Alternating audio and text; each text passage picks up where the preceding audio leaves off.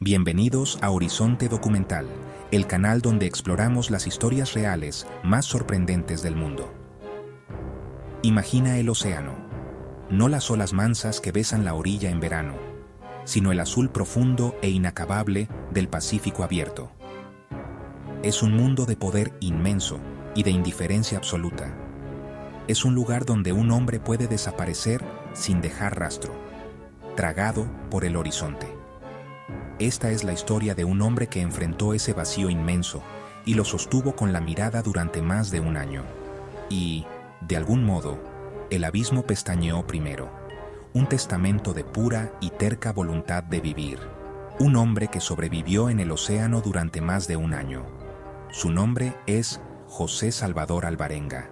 Su travesía empuja los límites de la resistencia humana, con penurias inimaginables, soledad aplastante y una esperanza silenciosa que se negó a extinguirse. Durante 438 días, su mundo fue un pequeño bote pesquero, roto y a la deriva en el Pacífico.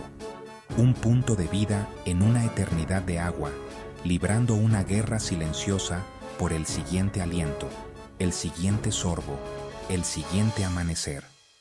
Y no empezó con un naufragio de película, sino con algo común, un día de trabajo. Esta es la increíble historia real del náufrago que regresó del borde del mundo, José Salvador Alvarenga. José Salvador Alvarenga era un hombre cuyas manos estaban moldeadas por el mar. Nació en El Salvador, pero la vida lo llevó a la costa de Chiapas, México. Allí se ganaba la vida como pescador de tiburón, un oficio recio y peligroso. Se le conocía por marinar curtido, fuerte y capaz, que asumía riesgos por la recompensa. Tenía 36 años y la urgencia de proveer a su familia, incluida una hija a la que no veía hacía años. El 17 de noviembre de 2012, el día comenzó como cualquier otro. Alvarenga alistó su pequeña embarcación, una lancha de 24 pies con un solo motor fuera de borda y una nevera grande para el pescado. Su compañero habitual no podía ir, así que contrató a un joven inexperto, Ezequiel Córdoba, de 23 años. Córdoba dudó por el pronóstico, pero la confianza de Alvarenga lo convenció. Planearon un viaje de 30 horas para capturar tiburón, dorado y atún. Zarparon de Costa Azul, dejando atrás los sonidos familiares de tierra. La lancha llevaba lo esencial: radio, GPS y provisiones para un día, no para una eternidad. Se internaron en busca de los grandes peces, con la confianza callada de quienes viven de esto. Sin saberlo, mientras la costa se desvanecía, también se alejaban para siempre de sus vidas de antes. Durante horas, el viaje fue anodino y la pesca escasa.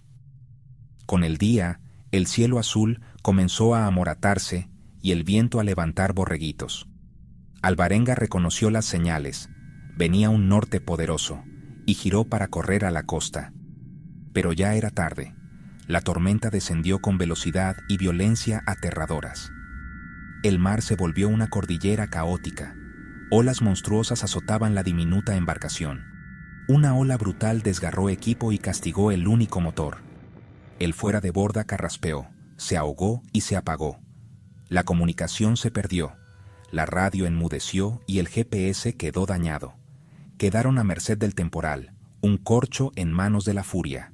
5 días y noches de tormenta los dejaron aislados, a la deriva y perdidos. Su mundo se redujo al bote maltrecho, achicando sin parar y rogando por sobrevivir. La nevera vacía se volvió su refugio más frágil. Cuando el cielo aclaró y el mar se aplacó, la tierra había desaparecido. Solo quedaba la línea infinita y vacía del océano. Con el temporal pasado, empezó el verdadero horror. Estaban a la deriva en el vasto Pacífico, sin motor, sin radio y sin saber dónde estaban ni hacia dónde ir. Lo que llevaban para 30 horas era ridículo ante la inmensidad, casi sin comida ni agua dulce. Los primeros días fueron una carrera frenética mezclada de miedo e incredulidad. Destriparon el motor esperando un milagro. Era metal inútil. Con cada amanecer se desvanecía la esperanza de un rescate rápido. La sed se volvió el enemigo más tortuoso, mientras el sol tropical les cocía la piel y les robaba la humedad. Chubascos ocasionales los salvaron al principio, cuando juntaban gotas con cualquier recipiente y hasta con las manos. El instinto de Alvarenga tomó el mando. Si el cielo no daba agua, el mar daría vida. Atrapaba peces a mano cuando se arrimaban a la sombra del casco. Aprendió a coger tortugas cuando subían a respirar y a sorprender aves que descansaban en la borda. Todo se comía crudo. La carne alimentaba y los fluidos de peces y tortugas hidrataban. Córdoba no pudo adaptarse. El asco lo vencía y vomitaba. Se debilitaba día a día. Esa diferencia se volvió una línea trágica entre ambos. Con las semanas convertidas en meses, el desgaste físico y psicológico fue inmenso. Cuerpos consumidos, piel en carne viva por la sal y músculos atrofiados. Ciclaron entre la esperanza, al ver un buque en el horizonte y agitarse sin descanso, y la desesperación cuando pasaba de largo. Rezaron, discutieron y fantasearon con banquetes que celebrarían al ser rescatados. Alvarenga se adaptó con grimosa disciplina. Córdoba se negó a comer carne cruda o beber sangre de tortuga, y su salud cayó en picada. Por más que lo animaba con presas más pequeñas y blandas, la voluntad de Córdoba se quebró. Un día, hicieron un pacto. Alvarenga prometió no comer su cuerpo si él moría, y buscar a su madre para contarle. A los 4 meses, aproximadamente, Córdoba sucumbió a la inanición y la desesperanza. Murió en los brazos de Alvarenga. La pérdida fue devastadora. Su único vínculo humano se extinguió, y la soledad descendió como un telón sofocante. Durante 6 días no pudo separarse del cuerpo. Le habló como si aún viviera, haciéndose preguntas y respondiéndolas para no enloquecer. Al fin comprendió que hablaba con un cadáver y que se deslizaba hacia la locura. Con una oración sencilla y el corazón hecho trizas, lo entregó al océano, viéndolo desaparecer en el azul. Desde ese instante, Alvarenga quedó completamente solo. Solo de verdad, enfrentó un desafío más hondo: sobrevivir a su propia mente. Creó una rutina estricta para no ceder al delirio. Pobló su mundo con su familia y amigos imaginarios. Conversaba con ellos y describía su día, soñando con el reencuentro. Cantaba y rezaba, y marcaba el tiempo observando las fases de la luna. Cada luna nueva era un mes más resistido, tallado con muescas en el casco hasta perder la cuenta. Convertido en artesano de la necesidad, fabricó útiles con el propio bote y afiló hojas para descuartizar con menos esfuerzo. Aprendió los ritmos del océano, cuando llegaban las aves a posarse y cuando las tortugas eran más activas. En los periodos más secos, bebió su propia orina con mesura, una decisión extrema que probablemente le salvó la vida. El motor, inútil para navegar, fue un escalón para mirar más lejos. La nevera, a la que llamó el ataúd, fue su abrigo contra el sol y las tormentas repentinas.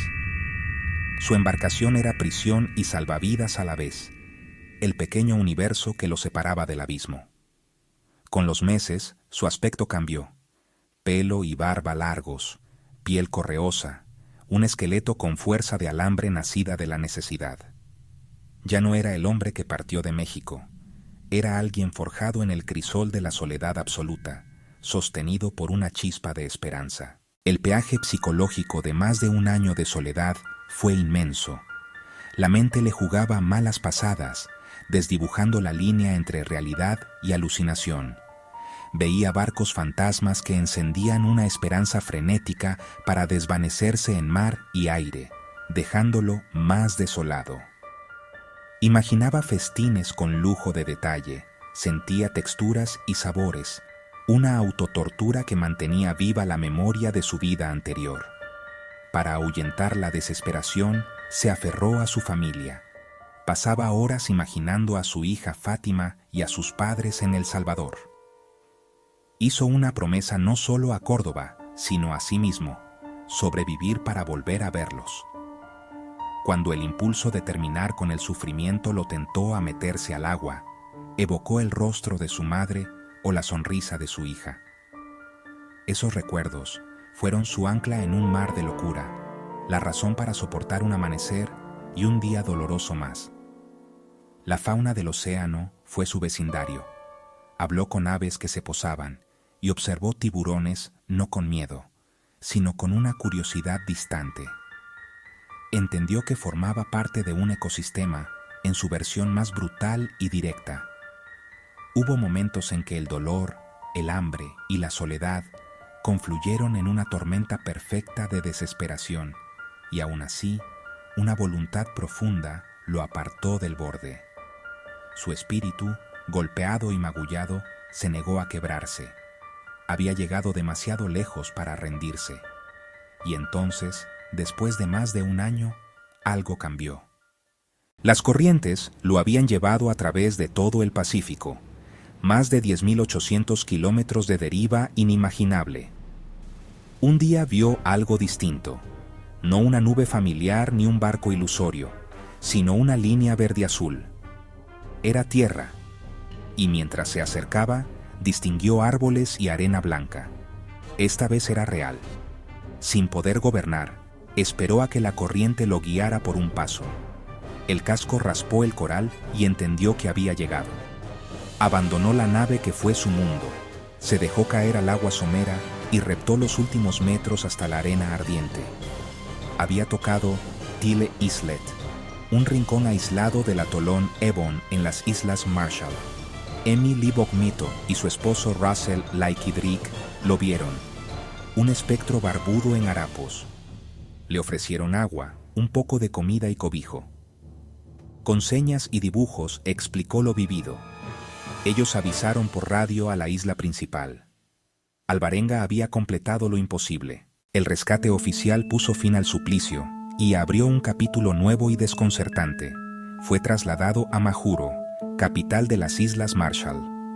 Los médicos, atónitos, hallaron deshidratación, anemia y articulaciones hinchadas, pero presión y funciones centrales estables. Pudo relatar su travesía con fechas, lugares y eventos. Su lucidez sorprendía pese al trauma. Oceanógrafos, especialistas en supervivencia y médicos evaluaron corrientes, condición física y patrones celestes y meteorológicos. Poco a poco emergió un consenso. No solo era posible, era verosímil. Su historia era cierta. Se reunió con su familia, incluida su hija Fátima, y su nombre dio la vuelta al mundo. El océano no lo abandonó del todo. Padeció estrés postraumático, miedo al agua y cicatrices invisibles. Su caso es una de las gestas de supervivencia más extraordinarias jamás registradas. Demuestra los límites del cuerpo, el ingenio del pescador y, sobre todo, la voluntad indomable de vivir.